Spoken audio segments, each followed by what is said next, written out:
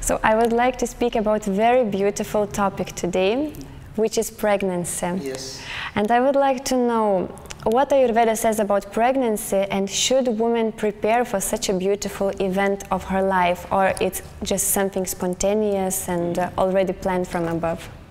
Well, as you said, it's a beautiful event.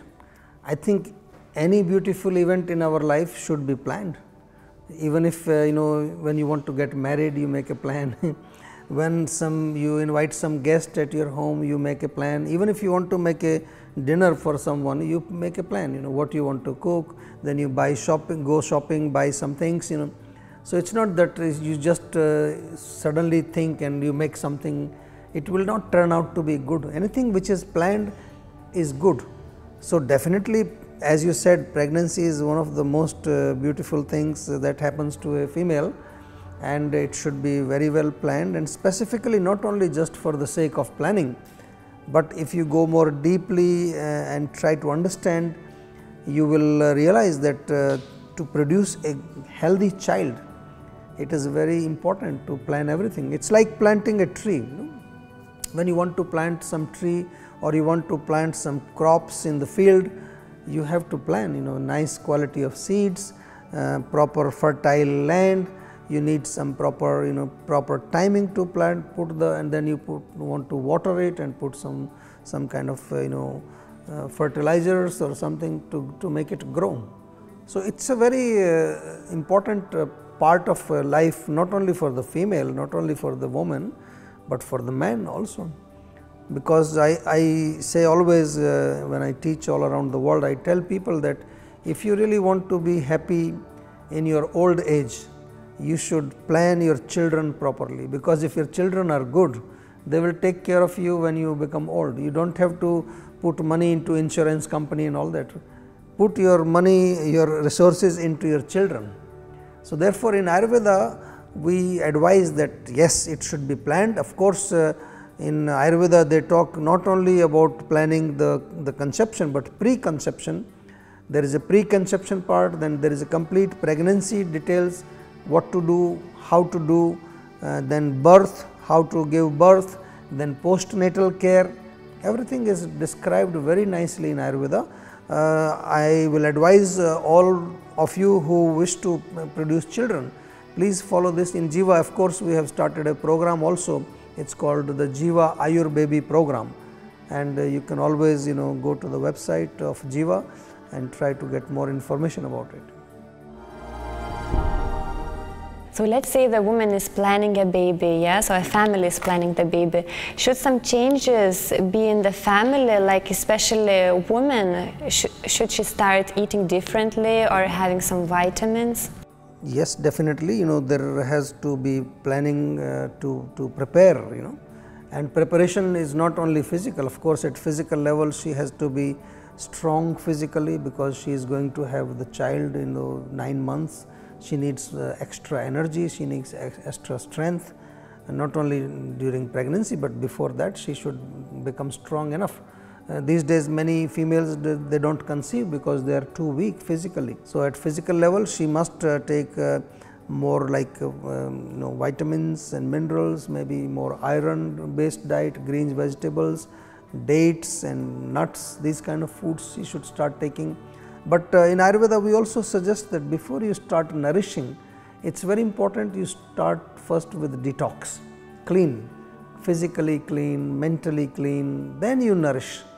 And then nourishment is not only at physical level, but you also nourish psychologically. Means at mind level also you should become more stable, more grounded, more calm, more relaxed, because you are going to be a mother and you have to cope up with many changes in your physical body and your psychological state. So you have to really be strong, otherwise you will suffer at many levels. And very important is to prepare spiritually, because to produce a child is, we say it's a union of two souls, and you are inviting a new soul into your womb. So you have to be very spiritual temperament and prepare spiritually also, you have to become strong. It's a beautiful description in Ayurveda. You can actually, there is a whole section of Ayurveda which talks about this, and they are describing very minute details, very fine details. I will advise all of you, if you want to have a good child, healthy child, you should definitely read this part. If you don't know, you go to Jiva website and read about the Ayurbaby program, and you can always email us and talk to us about this. Also, I want to speak about more sensitive a subject. Talking about pregnancy is when the woman is struggling conceiving, and she might, or the family might be trying and it's not happening. What do you think might be the root cause? Well, like when a female is not able to conceive, when they are trying to conceive, of course, if we consider the woman, there can be various things. As I just in Ayurveda it is described that first thing is the seed should be good quality, like the ovum, the egg should be potent enough. If the egg is weak, it can be a problem. Of course, then the field, as we say, like which is the uterus should be clean, it should not have any inflammation, any kind of growth, any kind of like infection there. Sometimes it may be acidic medium, which is a cause for not conceiving, because when the sperm comes, the sperm may not be able to survive in that acidic medium there. Of course, there are other reasons, like there could be a blockage in the fallopian tube, the egg is not coming into the womb, or there could be some kind of urinary tract infection which can be a cause also. There could be the issue with the membrane of the uterus, the inner membrane, the endometrium could be having some kind of issues. So, there are quite a lot of different reasons when it comes to the female or the woman, and of course, sometimes it could be the man also.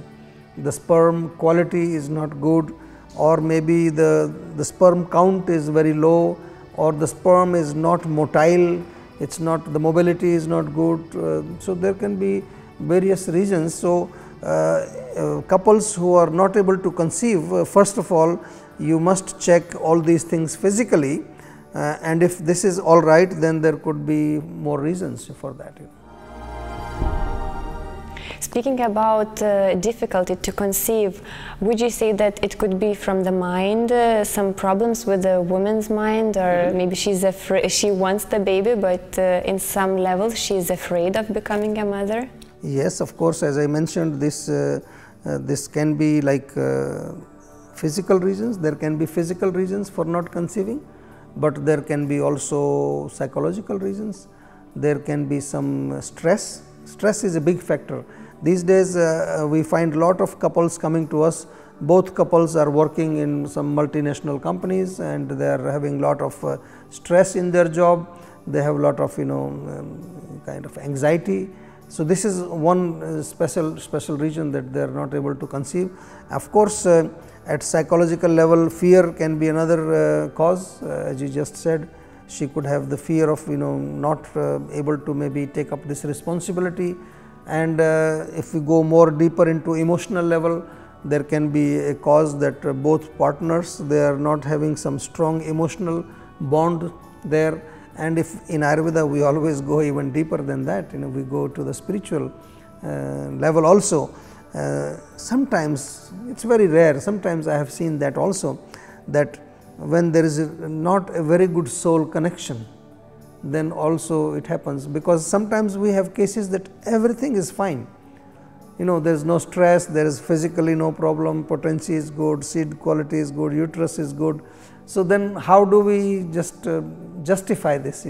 So, most often people will say, okay, this is God, because children are a gift of God, we say. So, but we explain in Ayurveda that two partners, when they are coming together, they must have a very loving relation. The word is love, and love is not just physical relation, it's a soul to soul connection. So, sometimes if there is not that connection between two partners, this could also be a reason for not conceiving. I have explained it very in a detail, in a deep detail, which sometimes in modern times, people are more engaged in modern scientific studies, they are studying science and listening to a lot of scientific facts. So, they do not realize these small things, but these are also very important factors.